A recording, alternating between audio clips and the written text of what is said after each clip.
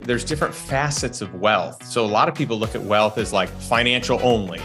And I do think finances are a component of it, but you can have all the money in the world, but not have the health to do anything with it. And what's that? Like that's not true wealth to me.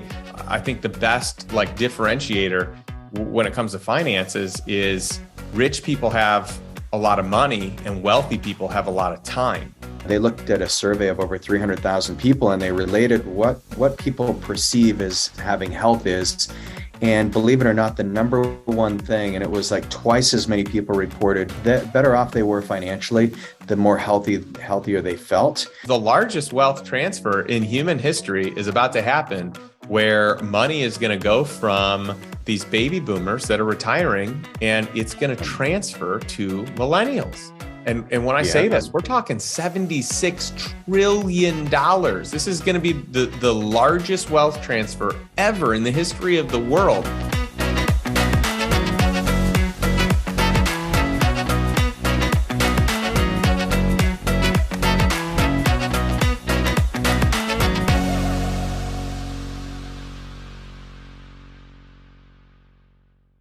Hey, everybody. Welcome to the Unreasonable Health Podcast. Today, I've got my friend Justin Donald on.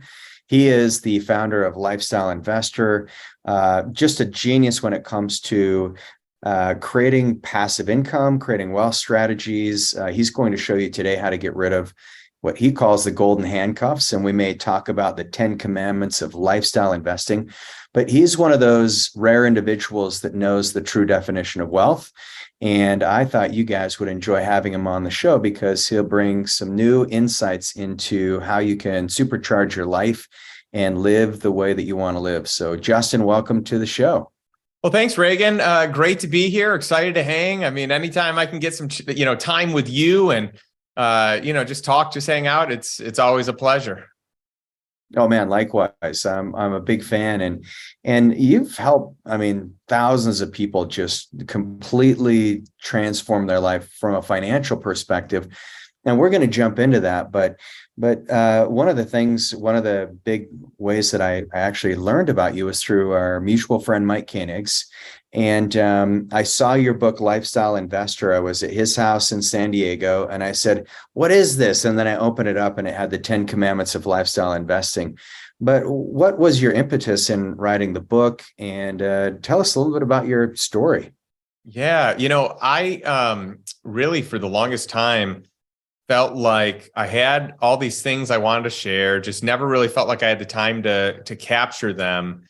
I always knew that at some point I wanted to write a book, not that I thought many people would read it. I'm actually shocked still that, we have so many people that find what I find interesting as well. That is a very pleasant surprise. But I had friends that had been, in my ecosystem for a number of years. Many of them I'd coached, many of them I'd, worked with and helping them kind of build out their passive income. And for years, they were like, "Hey man, you gotta write a book on this. You gotta, teach a course. You gotta, do more than what you're doing than just, coaching a handful of people." And, I feel like I kicked the can down the road so long. One of my buddies, we were taking a walk and he said, Hey, Justin. And this, by the way, such a great friend, but what he said to me just has this lasting impact because he said, what if you die and your daughter never learns these strategies that you figured out for building wealth, creating passive income, creating lifestyle, living a lifestyle by design as opposed to, a lifestyle by default. What if she never gets this? And man, that hit home hard. And that was it. Like that was the catalyst. Like the next day I started writing the book. I didn't know what it was going to look like. I didn't know how it was all going to work out. I worked with Mike for some of the creative stuff because he was one of many people that's like, "You've got a great story and idea and strategies in your head. We need to extrapolate them out." And so for me, I just wanted to make the process fun. So I just started capturing stuff. I just, hired people that could ask me good questions and just kind of get this, all these thoughts, all these strategies, all these criteria from my head down onto paper. So yeah, I kind of went from being an investor and kind of building my own lifestyle to wanting to teach other people how to do the same thing, because it's not hard. It just takes intention. And if you're not intentional, then you just live a life of default, right? And I did that for a long time. I lived a life of default. I was a slave to the business that I had. I was a slave to the money that I made. I was a slave to safety and security and, all the finer things, even to just like, we can become accustomed to the lifestyle that we've built for ourselves, and it becomes hard to leave that, hence the golden handcuffs reference. So golden handcuffs are essentially, correct me if I'm wrong, but we get stuck in the comfort zone, and what's easy now becomes hard later when you realize, like, oh, I never taught my daughter these things, and I never actually took the time to get, to really get my thoughts onto paper. I didn't actually try to make an impact that I could have. And that regret, we look back on it, and that becomes a hard thing in life. Is that kind of what the golden handcuffs are? Is just we're conditioned to comfort? Yeah, conditioned to comfort. And I think what happens for most people is they become used to what they're making, and every increase in income has an equal increase in expenses for lifestyle, for luxury. Most people, my research has found that when most people make more money, and over time, most people make more money, most people get a raise every year, or their business grows, like over time, most people are going to make more money, until maybe they're in the retirement age. And maybe that's not the case, right? But during the working years, and what tends to happen is very few people invest or save the difference in the extra income. Most people are consumers of that income. So they earn more, so they buy more. But when you buy more, then it's harder to leave the thing that you're doing, because that's supporting that lifestyle. And now your expenses are so high, your optionality is very low for what you could do to replace this high income and, the lifestyle that you've built. Man, so if someone's out there and they want to start a business, for example, then they're looking at the salary that they have, and they say, well, I've got to replace my salary because I've got my mortgage, I've got my car payment, boat payment, whatever they may have, the expenses they accumulate. And so I think that's if I look at one of the interesting things about health is they looked at a survey of over 300,000 people, and they related what people perceive as having health is. And believe it or not, the number one thing, and it was like twice as many people reported their financial well-being had a higher ratio of to their health. The better the better off they were financially, the more healthier they felt. Even if they had chronic disease and all these crazy things going on. So I think you bring up a good point, because the stress of accumulating expenses can really drive people down the wrong pathway. So how is it that you help people shift out of that? Yeah, well, some of it is mindset, but some of it is actual strategy and actual opportunities to be able to invest and to be able to buy assets that produce income. It's such an interesting thing, because you think about, like, for most people, for example, most people can't just leave their job. Let's say someone has a job. Most people can't leave their job and go do something else, because the unknown of, can I get a job? Will it be the same amount? Will it be close? Will it be, will I know everything? There's so many variables of uncertainty that holds people back. So I found that if you can help people bridge the gap of creating passive income to cover expenses, then it becomes really easy. Moreover than that, I think most people kind of get trapped into doing what they're doing, whether it be a job or a business. I mean, you see this on both sides, right? I've got a job, it's safe, it's secure. I know if, I put X input in, I'm going to get Y, output and a certain amount of income to correspond to it. A lot of people build businesses thinking that they want freedom from this, this job, but they often build themselves into, a more, I guess, glorified job, right? They don't own the business owns them, and they work harder and they work longer. And yes, they make more money in many instances, but it becomes harder to leave, and it becomes harder to replace yourself in that. So my goal is to help people buy their time back, right? So this can go across the board. How do you buy your time back? Well, figure out how to buy assets that produce income that cover your lifestyle costs. Because when you don't have to provide for your lifestyle, when that's taken care of, I almost guarantee that, the vast majority of the world will likely do something different, right? They'll likely have a different job. They'll likely have a different business. They'll run their business differently. Maybe they'll keep the same job, but they would do half the hours. The odds are really good that if all of your expenses were covered for the rest of your life, you would make some changes that would be pretty powerful to your lifestyle, to like all facets, to physical health, mental health, spiritual health, enjoyment. And so my goal is to really help people. I've done this through coaching in the past. Now, I've got a mastermind community of individuals, some of the best and the brightest that love to learn and love to share their expertise. And I have different investments that I have helped people learn how to vet and learn how to, buy on their own terms, buy their time back. Man, I think that's brilliant. There's a book called Buy Your Time Back, Dan Merkel or something like Dan that. Martell. My wife got Martell, yeah. And so if you think about the things that you do, and word on the street is that Justin Donald is the best curator of great deals. Like you've got this capability of seeing great opportunities and executing on those, but then spreading out the wealth so that other people in your community can take advantage of it. Well, thanks for the kind words. Yeah. It's funny because most people show up because they think they want deal flow. They want the passive income. That's what most people think. That's why they want to be part of the community.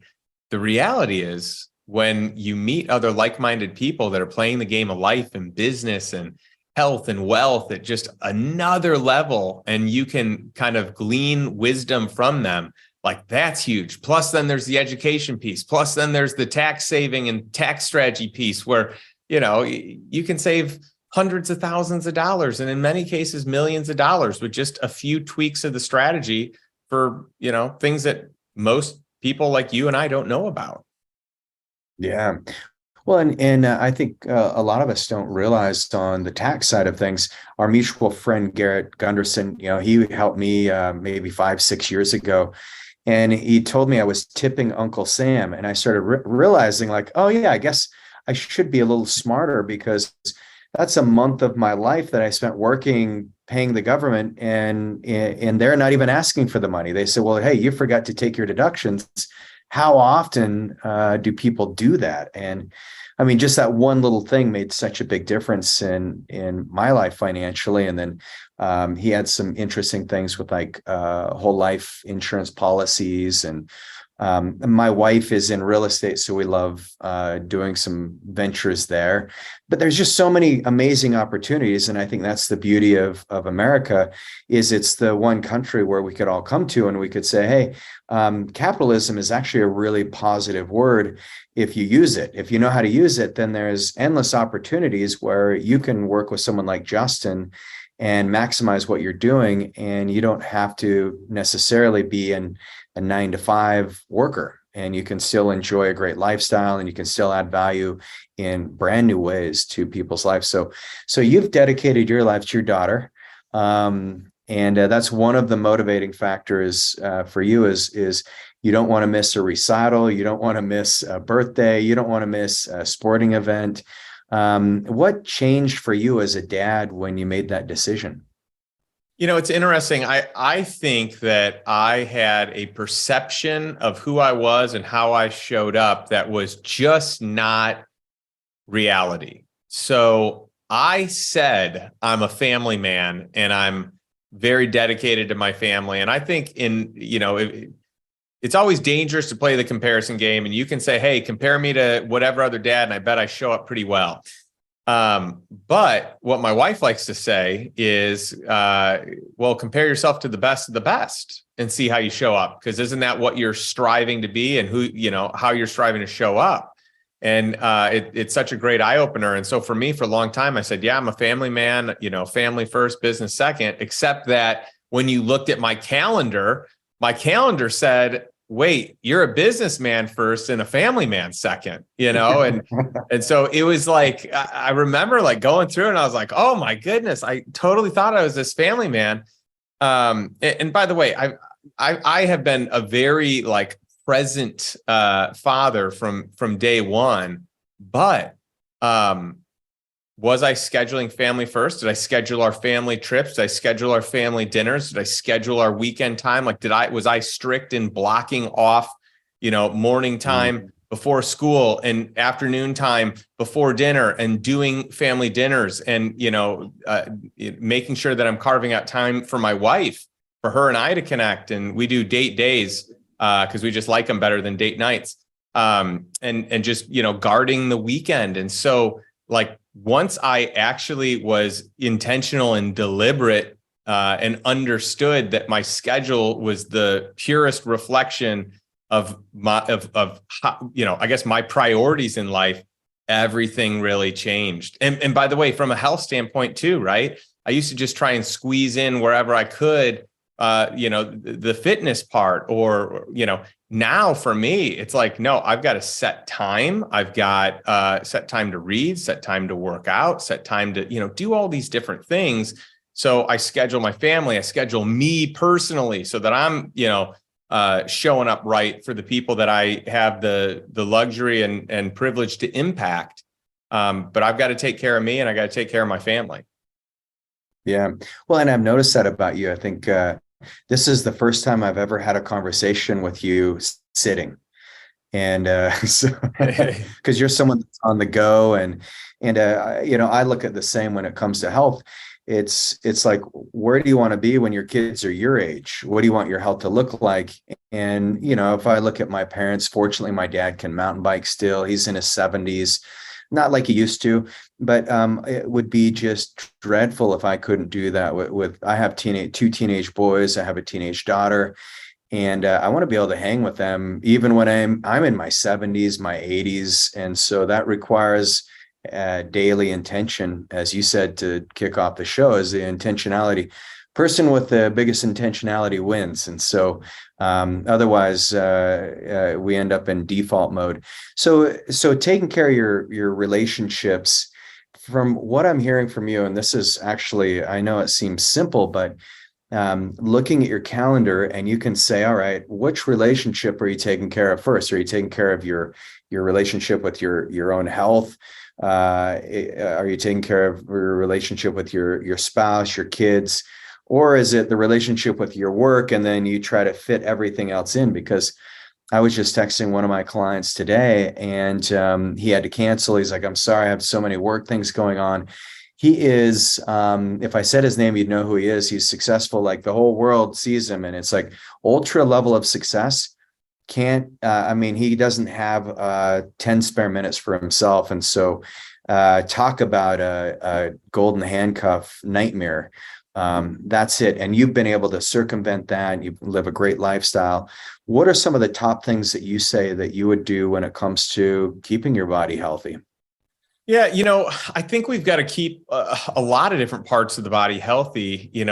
For me, it starts spiritually, right? Like, so my faith is important, and really like carving out time for, devotions. That is like first thing that I do in the day. And keeping the intellect sharp. So I read every day. I read a lot. I love to read. And, my goal is that I'm finishing, at least a book a week, and hopefully I can get through more than that. But I love to read.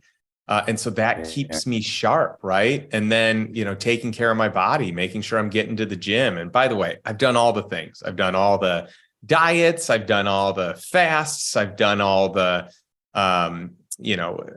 regiments, right? So right now I'm just doing something real simple. I'm just doing 30 to 45 minutes of weights. And I generally do that 5 days a week. And then I love to play volleyball. So I play generally, every Saturday morning. have a day of rest, and then I try to get 10,000 steps in a day. So nothing crazy. And I lift super low weight, so it's, and I try to eat clean, but all these things. And as a general rule, like I'm okay having exceptions to the rule, but if you can follow the general rule and you can have a good diet and you can, be active and you can, just at least get in 30 minutes of some sort of weight routine 3 or 4 days a week, and then just walk 10,000 steps. That's it. That's what the experts say. It's amazing what can happen. Yeah. Well, and if you add up all the physical activity you have, the largest group of participants in a longevity study was 128,000 people followed over 30 years.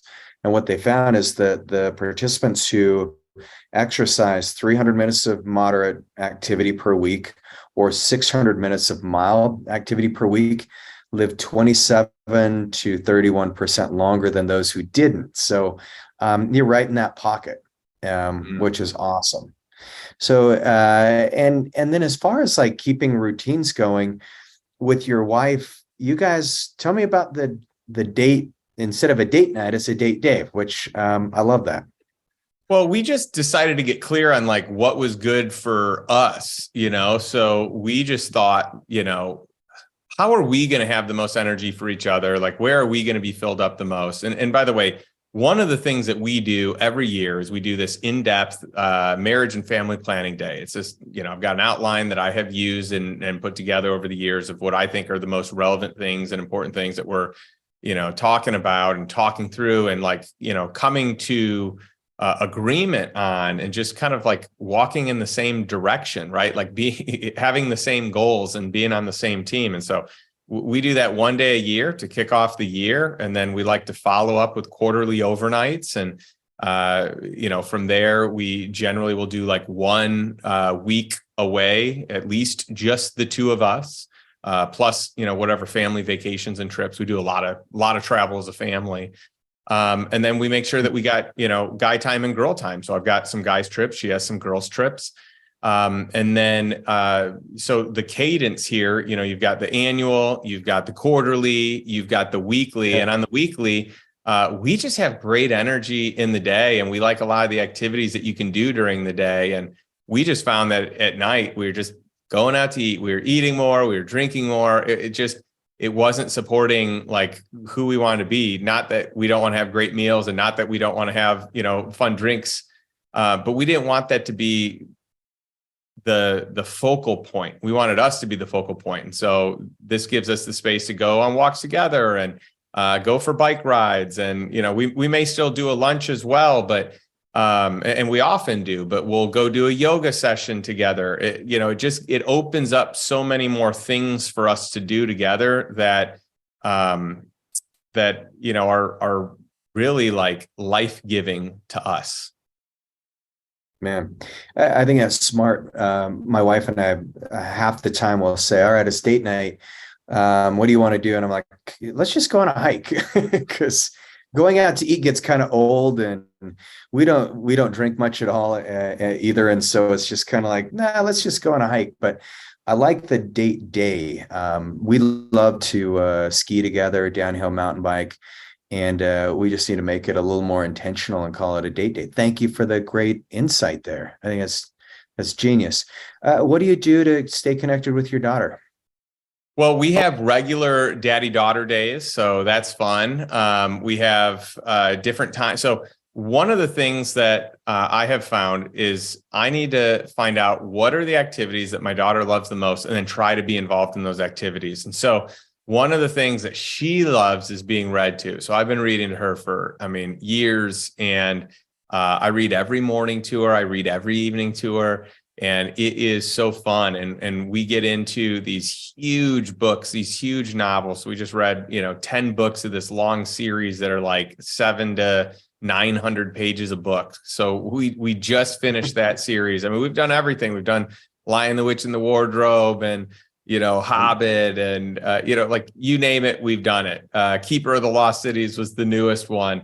And so that is something that brings us close together. And then we have a lot of fun. So Generally once a week, her and I are doing something, the two of us. And then once a month, it used to be once a quarter, and now it's a lot more regular, once a month or once every other month, depending on the travel schedule.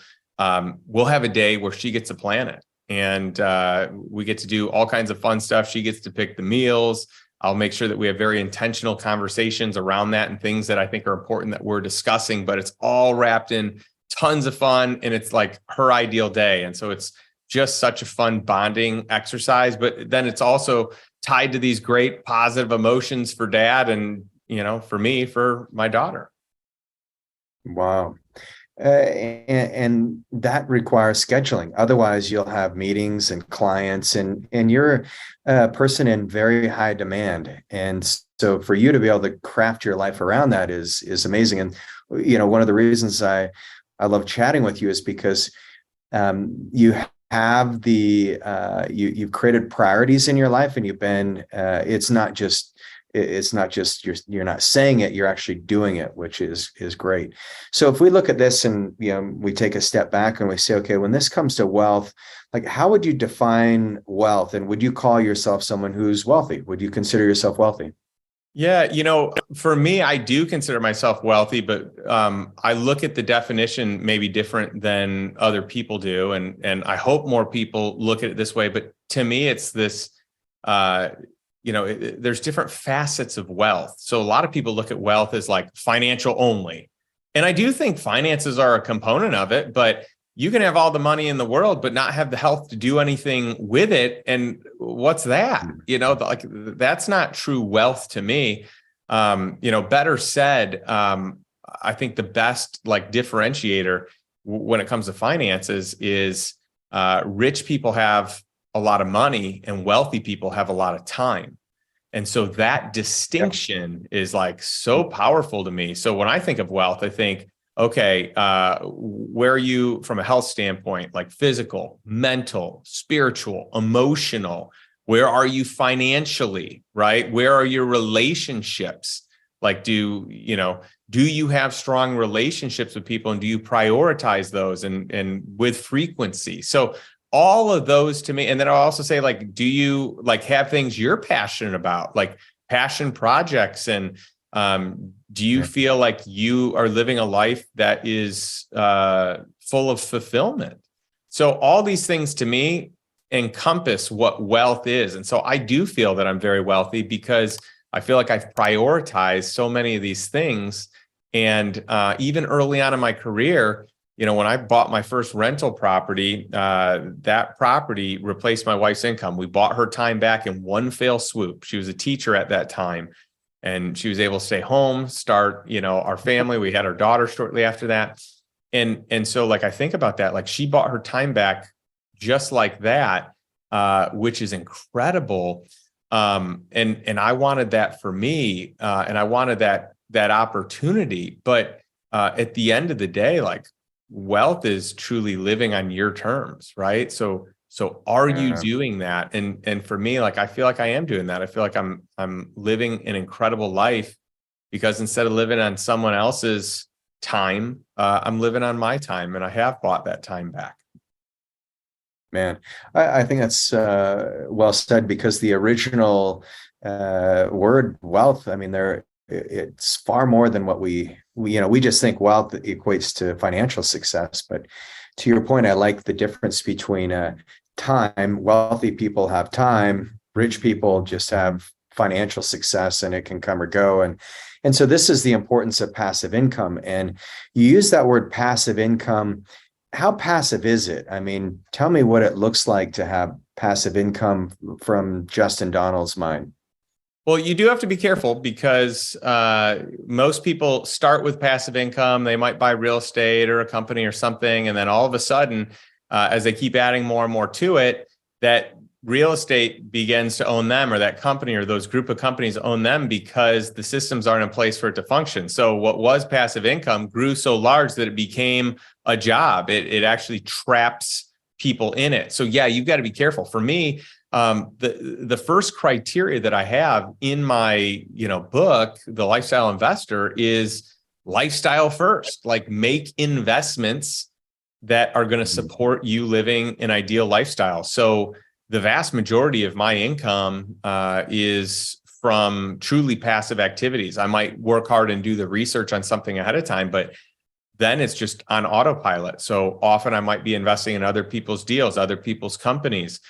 In my own real estate portfolio, I have teams now that run it, even though at one point in time I did run it, And actually, I was going to share this before, but I knew for me, like when I think about, am I showing up in a way that is congruent with me and my life, what I desire? It actually goes back to when I bought my third property. My third property, and I got started with mobile home parks.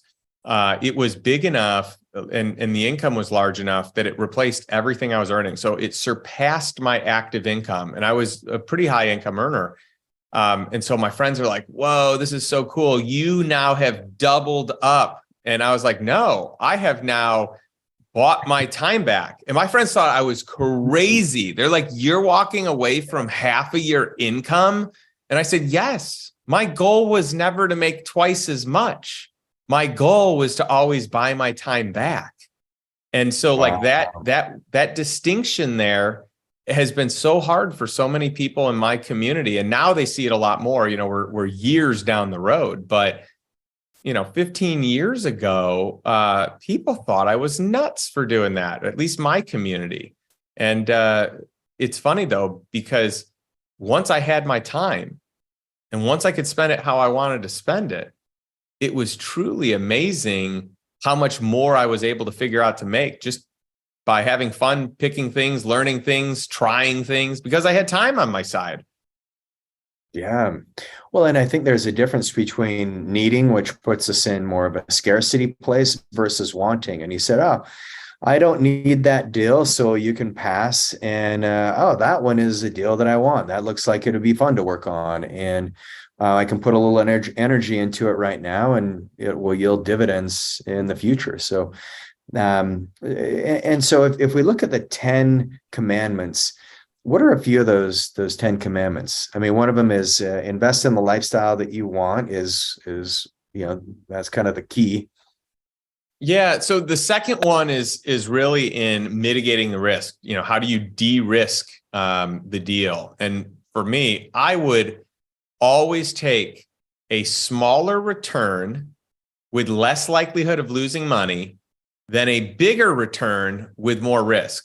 And there's a lot of ways that we can, really kind of cut the risk out or reduce the risk. There's a lot of ways for that.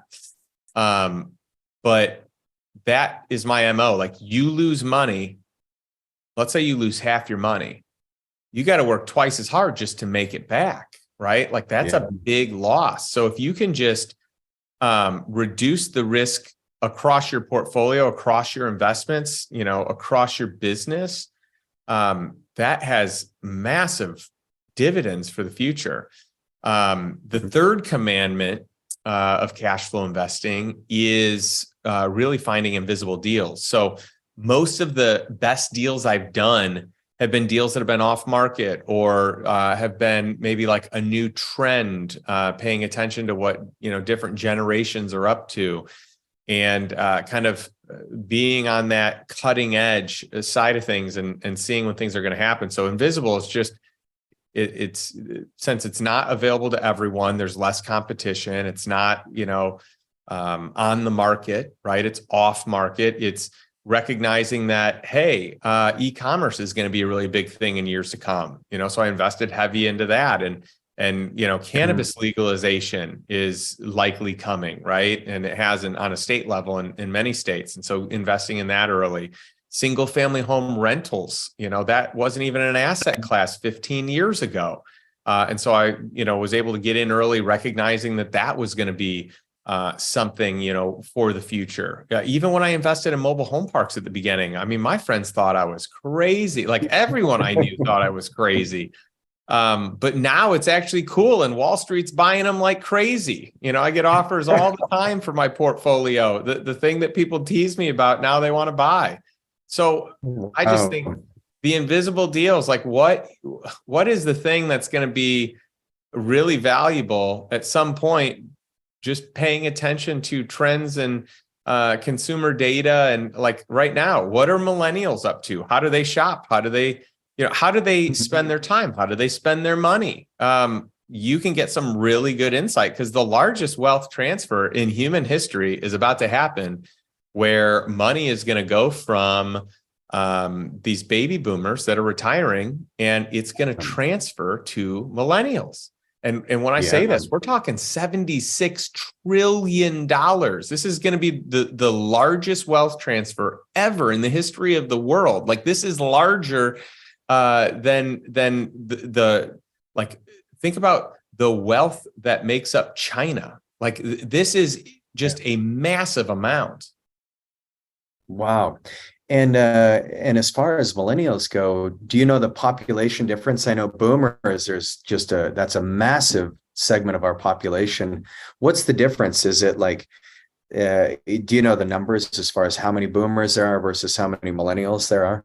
Yeah, I don't know the numbers. I am confident that it is a smaller group, right? A smaller group of people, but with much different preferences and shopping habits, and, just the way that they purchase, the way that they live, the way they do life. It's just massively different. But if you can get a handle on the way that they're going to want to spend money, it's going to be a lot easier to be able to create good investments, create good deals, create good businesses.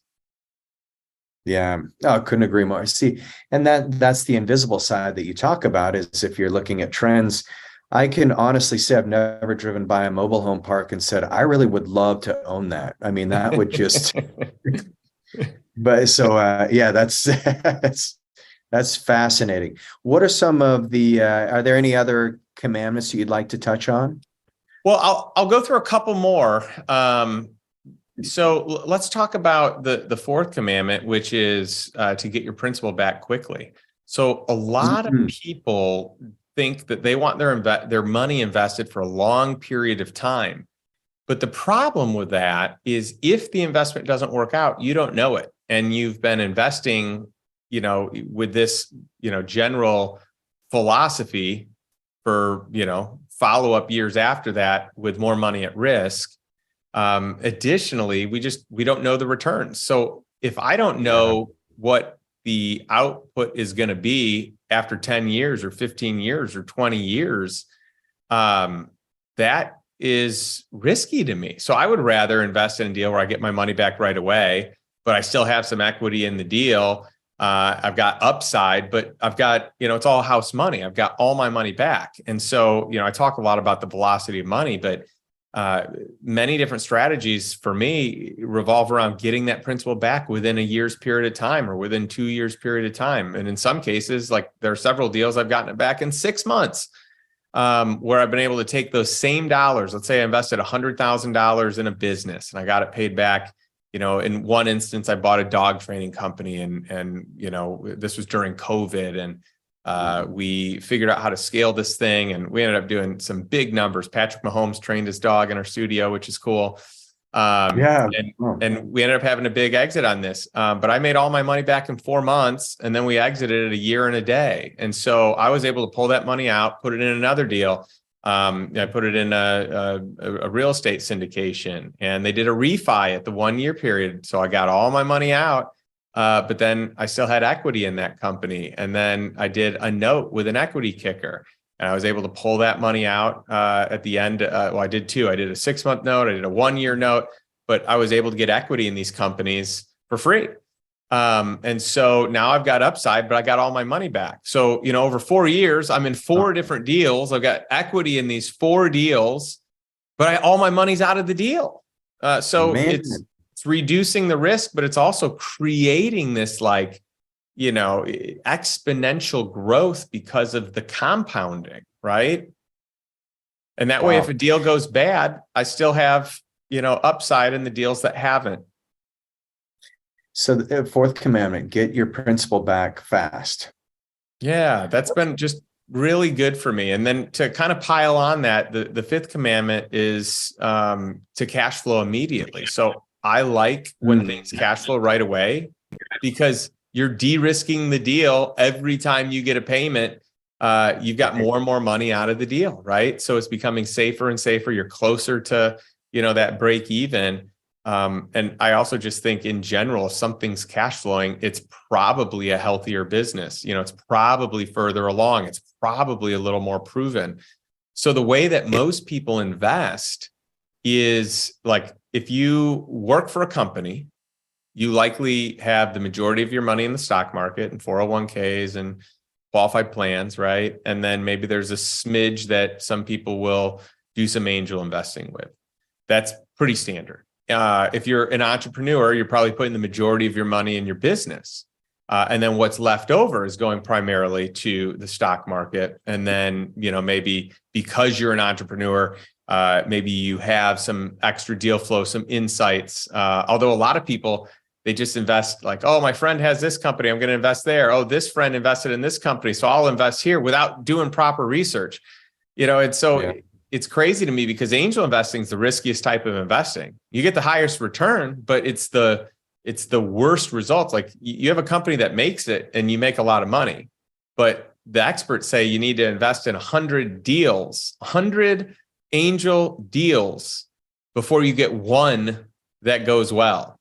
But you don't know that deal hasn't gone well for 10, 15, 20, 25 years. So basically you're giving a 0% interest loan for an undetermined period of time in a high risk asset, unsure of what's going to happen, and likely continue that pattern, not knowing and gambling with more money. So I just want to flip the script. Like that is, and also like in the stock market, I think people should have their portfolio, like part of it in the stock market, but not all of it. That's dangerous in itself to be over allocated into any single asset class or any single, medium for investment. If you look at the wealthiest people in the world, family offices managing the wealthiest people's money, look at the billionaires' portfolio, take a look at what they do. They generally have about 25% in the stock market, 25% in private equity, 25% in real estate, 25% in everything else. But most people don't do that. They put all their money in the stock market, or they put all their money in their business. We know the odds of a business surviving are super low. 4% or so of businesses actually survive. That's a low percentage. So It's just, most people are gambling, but I think they don't realize it because societally, like that's what you're supposed to do.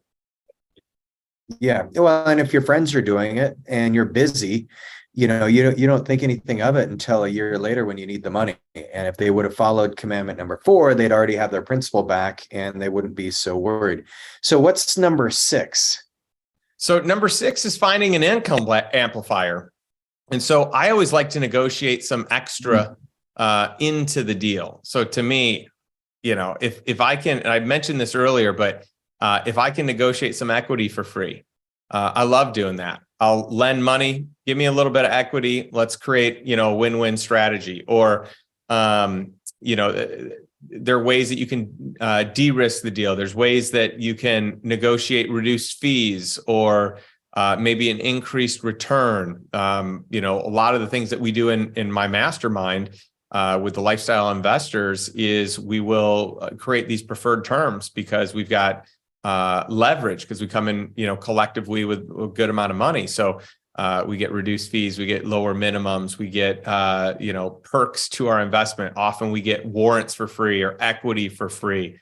We're doing a deal this Friday where we're getting just a huge amount of warrants absolutely free for investing above and beyond what the investment dollars go for. And so that to me is just a powerful, powerful way to amplify the returns, in many cases, de-risk it, but also like create more upside. Wow. All right. Well, let's go through 7, 8, 9, and 10.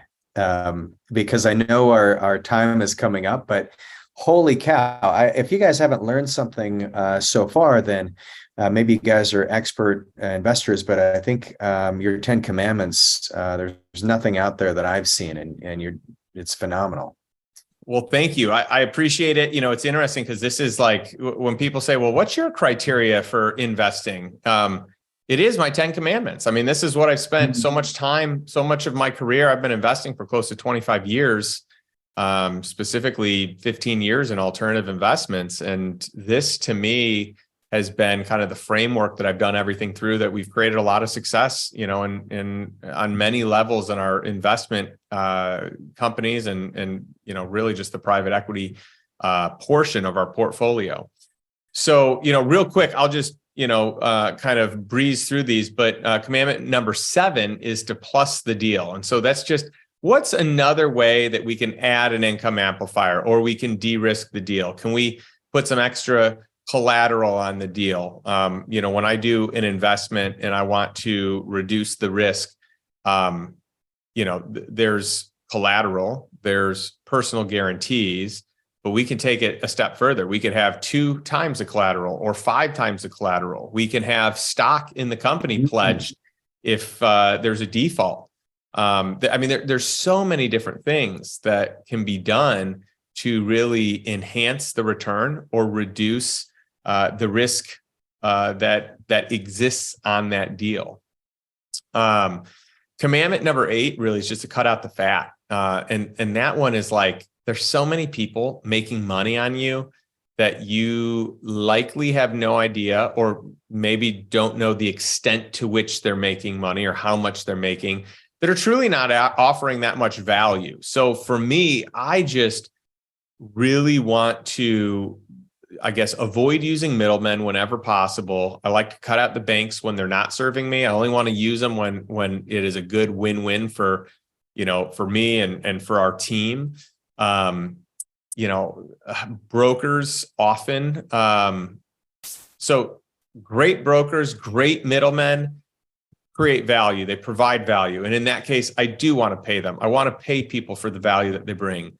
Most, in my experience, do not. They don't offer value. So I would like to cut them out of the equation. And I also think it's important to make sure that the alignment exists in most structures and most strategies. There's just not alignment, with an investor. Like, the way that Wall Street operates, they win whether you win or not, right? Like, the way most financial advisors are compensated is based on assets under management. And so you could lose money, but they still make a percentage on your money, on your assets, right? So that to me is not in alignment. When I'm being recommended to go into products that are high commission, high fee products, that those same advisors are not in themselves, that's a conflict of interest, right? So there's just so many spots where, like, I just feel that the financial services industry as a whole is really manipulative and just really backwards and not in people's best interest. Yes. So to kind of take things home, we've got commandment number 9 for cash flow investing, and that's just to use leverage to your advantage. So I just told you how I don't really care for banks most of the time, but what I do like is banks when it ends up being a good situation for me. So I will use them in the right situation. I like seller finance whenever I can get it, on business acquisition, on real estate. Those to me, like, those are just the friendliest agreements, the best agreements. They're non-recourse agreements. With a bank, especially in the early years, there's recourse, meaning if you default, they can go after your other assets to be made whole. So I don't care for that as much, but sometimes you can structure things in a way where you really win, with the banks. You can get a good relationship. I've got some very good local banks that I've been able to develop some amazing relationships with, and they've been able to structure some great deals for me. And I think a lot of people don't even realize you can negotiate with banks, right? Like, most people think, oh, whatever the terms are, those are the terms. That's not accurate. My mortgage docs for my primary residence, I negotiated with the bank and said, nope, I need this edited. I need to change this. So everything's negotiable. And if you have a good enough relationship, you can do a lot of negotiating. I think it's brilliant. And then just to take things full circle, the last commandment for cash flow investing is really just commandment 10 of every dollar gets a return. And the whole idea here is, I want to be learning from best in class. I don't want to skimp on paying the best people out there. I am happy to pay top dollar if you are best in class at what you do. But I don't want to pay you to do it. I want to pay you to teach me why we do it. So that way I know next time. So I want to put the smartest people around me, but I don't want to just rely on them. I want to build my education around these things that I'm not an expert at, so that the next time I can do some of it myself and I only have to hire out part of it, or just so I can have like a good head on my shoulders for certain things when we're involved in a deal. Like now my negotiating skills are so much better because I've spent so much time with attorneys and CPAs seeking out why they want to do what they're doing, not just to do it for me. I think that, and bringing it back to your mastermind, I mean, you have built up an amazing community of people, and I think it's that 10th commandment. All 9 of those are just like, it's genius. Sometimes when things are common sense but not common practice, every single one of those 9 commandments is not anything that's like crazy creative and you have to get all like have a PhD to understand it.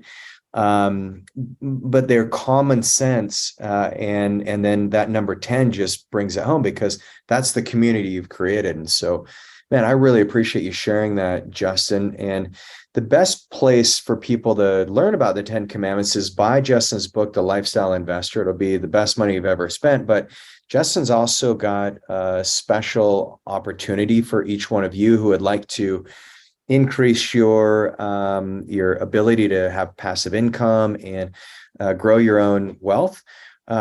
Justin, maybe you could share with them what that opportunity is for them.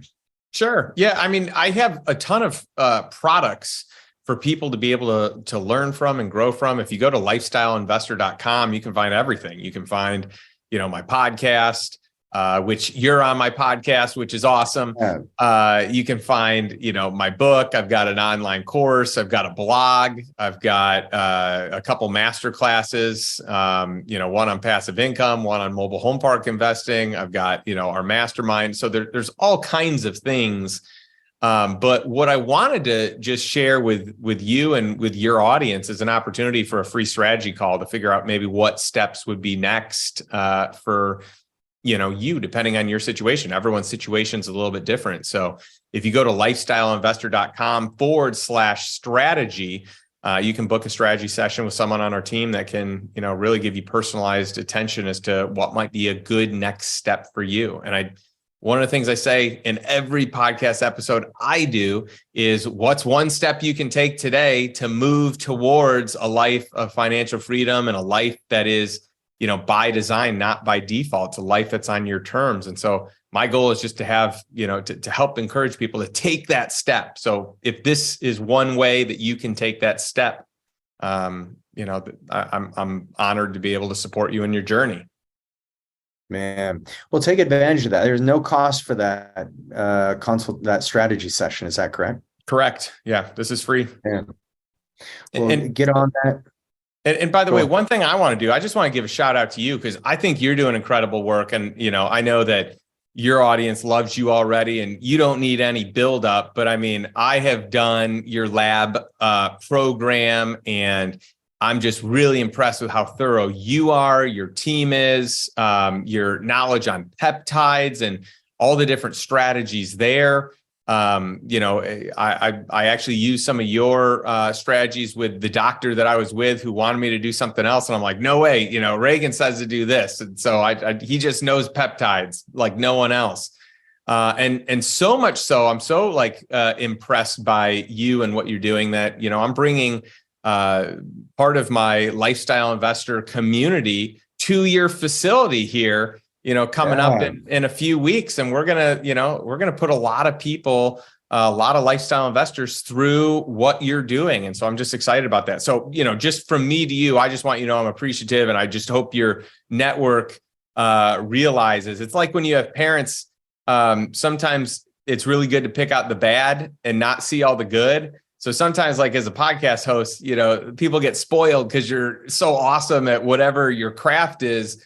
And I think it's nice to have someone else just come in and say, hey, you're really great. And your audience is spoiled to have you. Well, I appreciate that. Thank you for your kind words. And Justin, this has been phenomenal. This has been one of my favorite conversations I've ever had around money. And that says a lot because I've had a lot of them. My dad is in the financial world, but you just shed brand new light for me. And hopefully for those of you who listen to this, make sure you share it with people that you love, because this could literally be the very thing that changes their life forever. So thanks for all the work you're doing, Justin. I look forward to our future collaborations. And for those of you listening, leave us a review and get in touch with Justin at thelifestyleinvestor.com.